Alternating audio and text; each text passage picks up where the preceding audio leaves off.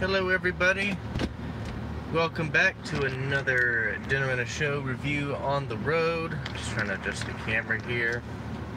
I did go to the Regal again, and I missed this when I got the when Deadpool came out, and they had these cups still, so I bought one. It's pretty fun. Anyway, yeah, all the big movies for May are kind of out. So I decided to watch, and I only saw like a couple of trailers in the theater when I was watching other movies. So yeah, didn't really get a whole lot of attention, but I think it should. This movie's called Upgrade, and it stars Logan Marshall Green. You kind of like a discount Tom Hardy, it looks like, but this film's actually really good. It's another Blumhouse, I think it's OTS and Blumhouse Productions. And Blumhouse, they kind of were in a bad spot with Truth or Dare, because, wow, that movie was awful. But, yeah, they redeemed themselves with this movie, because this is actually a really good movie. Basically, it's set in a futuristic time. Robots, you know, are kind of doing everything, or almost everything. It's kind of like an in-between. I want to say it's probably like, I can imagine it being like 2050 or something like that, you know, so something around there where the cars look a little futuristic. There are police drones and all that stuff. I don't know if they said a specific year. I didn't see it, but whatever. So I think it's Gray and his wife Asha, and I forget her name, the actress's name, because I mean, this is a pretty low budget movie. Didn't have a whole lot of big cast names, but everyone did a good job. So the story is Gray and his wife are attacked after their car crashed by a few people. His wife is shot and killed, and he is paralyzed. And so then there's this one guy named Aaron, a rich guy that he works for, that Gray, you know, helped out as a client. He basically has a piece of technology called STEM that allows Gray to walk again. And Gray's sort of frustrated with the police and how they're dealing with the case, you know, how slow they are, and so Gray goes out and you know, tries to find out who they are. And he finds out that STEM can talk to Gray, and he can also do a lot of things that Gray isn't able to do, because he's just not capable, you know, able to find out, you know, pieces of information that the cops can't. So little by little, he's trying to track down the killers. But at the same time, there's a moral dilemma of, you know, control, and so Gray is trying to deal with that while he's going there, because he doesn't want to kill people, but when his life's in danger, you know, you gotta do what you gotta do. So anyway, movie was really good. I particularly liked the cinematography. The cinematography was probably the most creative and just fun thing that I've seen in a very long time. The camera style changes when STEM is in control, and you can see it. It's just really stylistic. I'm trying to figure out how they did it, because it just looked like it was very stiff. If you look at the trailer, you can kind of see how they do it, but it's like they used a glide cam for a lot of the stuff, and just looked very stylistic. And you can kind of, there's one shot that's like very I guess it could be a foreshadowing of what's to come in the movie, but you can kind of tell this camera style changes when he first starts walking again in his house, and it's just really, really cool to see. Whoops, I'm just gonna go through here. I just really enjoyed it.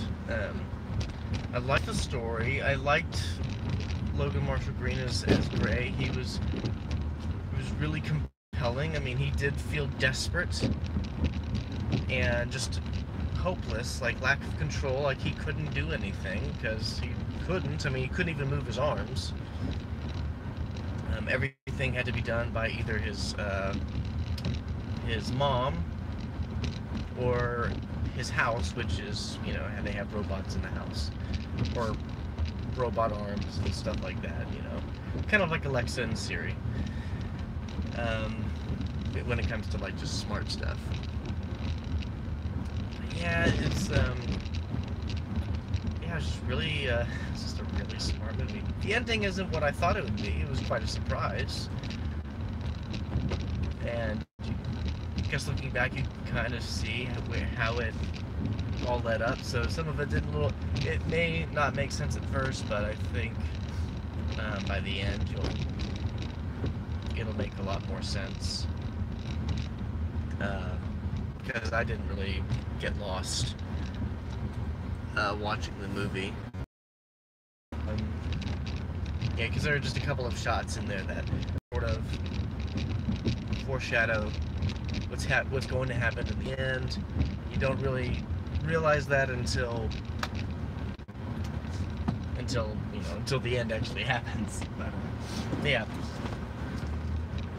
I think most of the acting was great. The action was very stylized, and it's due to the cinematography. In the action, they didn't do a whole lot of, you know, those really quick cuts and the close-ups of the action to sort of just kind of confuse everybody. I hate it when they do that. I think the Bourne trilogy is probably the only, you know, set of movies that has done the close-up and fast-paced action successfully.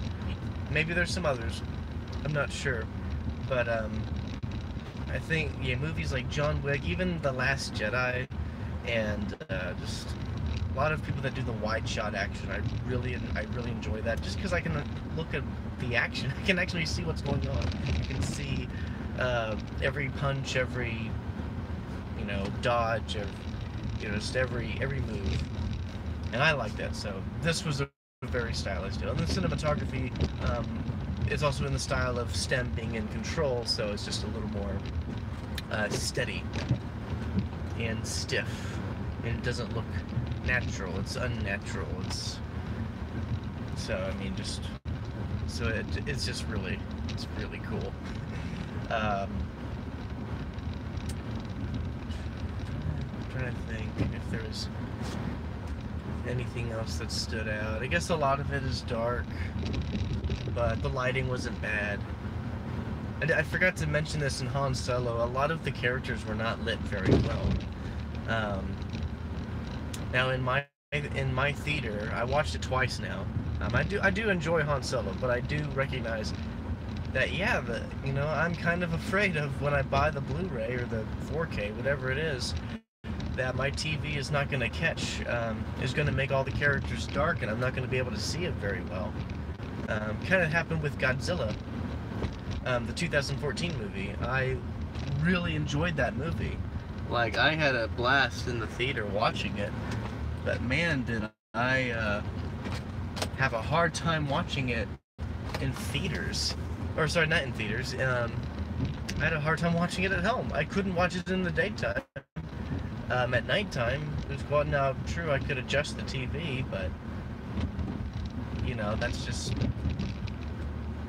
yeah, it's just a little more difficult.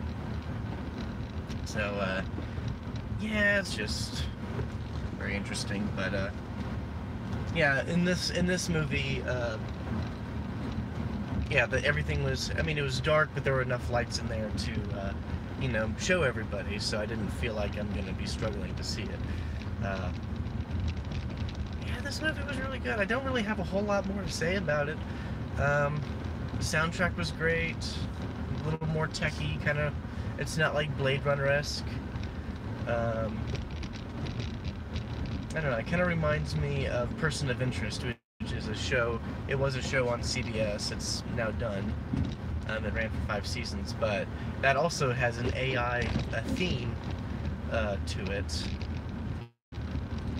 and it uses that same style of just kind of electronic instruments.